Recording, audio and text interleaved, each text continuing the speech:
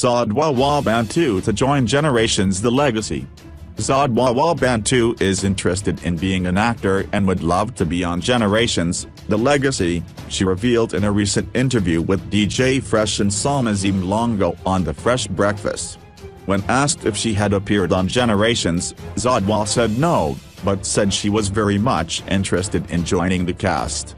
But a source who works at SABC1 has revealed that Zodwa has contacted the soap's producers for auditions. "I hope I'm getting there," she said. Though she had been criticized for her revealing clothes and dancing, Zodwa Wabantu said she coped well with the negativity. She said following comments from people that she had chicken thighs, she was now body conscious and would start going to gym. "I'm an outcast.